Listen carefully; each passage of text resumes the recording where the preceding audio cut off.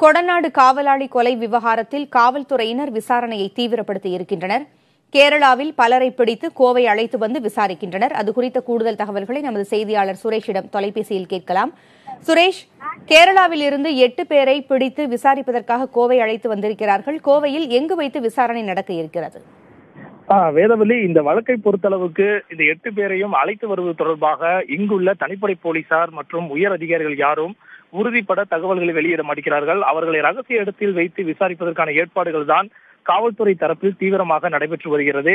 ஏனென்றால் இந்த வழக்கு தொடர்பாக தேடப்பட்டு வந்த கனகராஜ், முக்கிய குற்றவாளியாக கருதப்பட்ட கனகராஜ் சேலத்தில் விபத்தில் உயிரிழந்ததை அடுத்து அதற்கு அடுத்தபடியாக தேடப்பட்டு வந்த அவருடைய தோழரான சாயானும் இன்று காலை 4 மணி அளவில் கேரள மாநிலம் பாலக்காடு மாவட்டத்தில் கண்ணடி என்னும் இடத்தில் விபத்தில் அவருடைய மனைவி மற்றும் குழந்தை உயிரிழந்தோடு அவரும் படுகாயமுற்று தற்பொழுது கோவையில் உள்ள தனியார் மருத்துவமனையில் ஐசியூவில் தொடர் சிகிச்சையில் வைக்கப்பட்டிருக்கிறார்.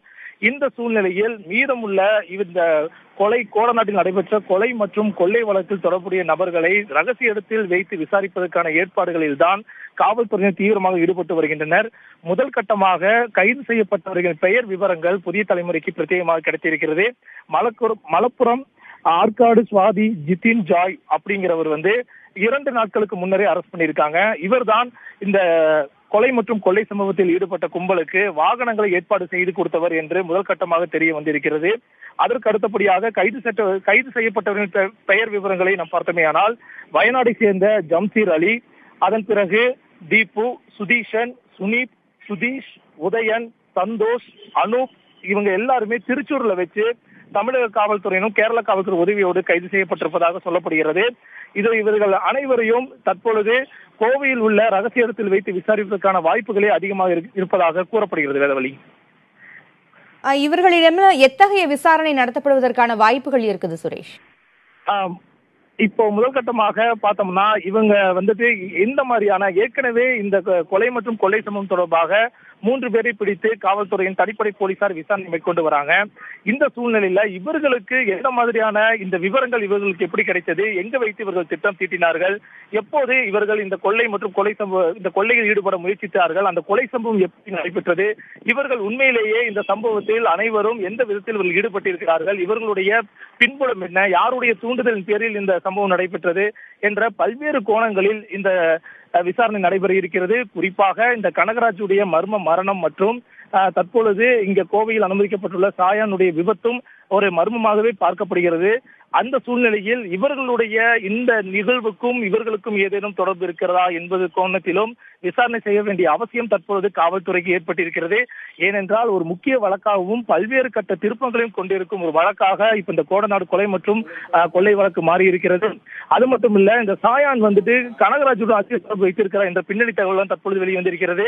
கடந்த 2 ஆண்டுகளாகவே கனகராஜ் அடிக்கடி கோவையில் சாயானை சந்தித்திருக்கிறார் என்ற தகவல் தற்பொழுது வெளியாயிருக்கிறது. இவர் ஒரு தனியார் பேக்கரியில் மேலாளராக சாயான் பணியாற்றிக் கொண்டிருக்கிறார். கடந்த 2 ஆண்டுகளாக அடிக்கடி கனகராஜ் இங்க சாயானை சந்திச்சிருக்கிறார். அதன் பிறகு அந்த பந்த் நடந்த 2 நாட்களுக்கு முன்னரே சாயான் எனக்கு லீவ் வேணும், நான் குடும்பத்தோட வெளியூர் போறேன் என்று சொல்லிக்கொண்டு லீவ் எடுத்தவர் கடந்த 1 வாரமாக எங்கிருக்கிறார் என்பது குறித்தும் அந்த பேக்கரி உரிமையாளருக்கு தெரிவிக்கவில்லை.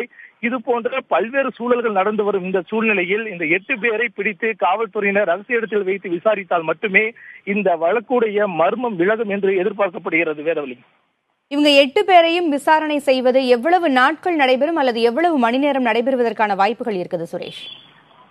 குறிப்பாக தற்பொழுது இருக்கின்ற சூழ்நிலையை பார்த்தோம்னால் இதுவரை இவர்களை யாரும் கைது செய்ததாக தகவல் உறுதிப்பட காவல்துறை தரப்பிலும் தெரிவிக்கப்படவில்லை. ஏனென்றால் கைது செய்யப்படும் பட்சத்தில் அவர்கள் குறிப்பிட்ட நேரத்திற்குள் நீதிமன்றத்தில் ஆஜர் செய்யப்பட வேண்டும்.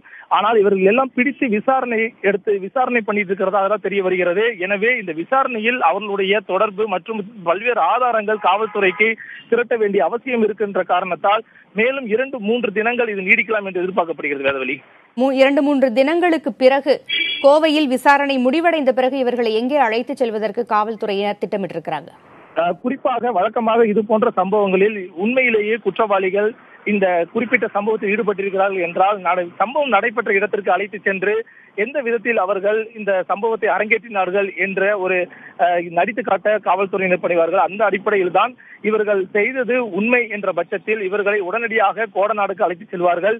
அங்கே இவர்கள் எவ்வாறு இந்த கொலை சம்பவத்தில் ஈடுபட்டார்கள், அந்த கொலை சம்பவத்தில் இந்த காவலாளியின் கொலை சம்பவத்தில் ஈடுபட்டார்கள் என்பது குறித்தெல்லாம் விளக்கமாக அவர்கள் நடித்து காட்ட வேண்டிய சூழ்நிலை வரும். அந்த ஆதாரங்களை எல்லாம் திரட்டுவார்கள். அதன் பிறகு இந்த கொள்ளை சம்பவத்தில் காவல்துறைக்கு கிடைத்த தகவல்கள் எல்லாம் அவர்கள் ஒன்று திரட்டி அதன் பிறகு நீதிமன்றத்தில் ஆஜர்படுத்தக்கூடிய அந்த நிலைக்கு தள்ளப்படுவார்கள். அதுக்கப்புறம் குறிப்பாக இவர்கள் அந்த கொலை சம்பவம் நடந்த அன்றே கூடலூர் வழியாக செல்லும் போது செக் போஸ்ட்ல காவல்துறை தரப்பில் அவர்கள் தடுத்து நிறுத்தப்பட்டிருக்கிற ஒரு அதிர்ச்சி தகவல் வந்திருக்கிறது. அன்றே அவர்கள் உரிய ஆவணங்கள் இல்லாமல் அந்த வழியாக சென்றதாக கூறப்படுகிறது. அதன் அடிப்படையில் தான் அவர்களை அங்கே காவல்துறை தரப்பில் உள்ளே அழைத்து அவர்களுடைய விவரங்களை சேகரித்திருக்கிறார்கள். அந்த துருப்பு சீட்டு தான் காவல்துறைக்கு இப்பொழுது இவர்களை கைது செய்வதற்கு மிகப்பெரிய ஒரு உதவியாக இருந்திருக்கிறது. ஆனால் இதில் உள்ள ஒரு மிகப்பெரிய கேள்விக்குறி என்னவென்றால், அவர்கள் உரிய ஆவணங்கள் என்று அந்த கூடலூர் செக் போஸ்ட் தாண்டி போகும்போது எப்படி அவர்களை காவல்துறையினர் விட்டனர் என்ற ஒரு கேள்விக்குறி தற்பொழுது எழுந்துள்ளது. அவர்களிடம் உரிய ஆவணங்கள் இல்லாத பட்சத்தில் அவர்களை முறையாக அவர்கள் மேலும் விசாரணை மேற்கொண்டிருந்தால் இந்த கொலை மற்றும் கொள்ளை சம்பவம் தொடர்பாக அன்றே ஒரு உரிய குற்றவாளிகளை காவல்துறையினால் கைது செய்திருக்க முடியும். இந்த சூழ்நிலையில் இவர்கள் அந்த வழியாக செல்லும் போது உரிய ஆவணங்கள் மாற்றியிருந்தும் காவல்துறையினர் அவர்களிடம் பெயர் மற்றும் பிற விவரங்களை மட்டும் சேகரித்து விட்டு அவர்களை அனுப்பியிருக்கிறார்கள். அதனால்தான் 30 தினங்கள் இந்த காலதாமதம் ஆயிருக்கிறது. வேதவழி.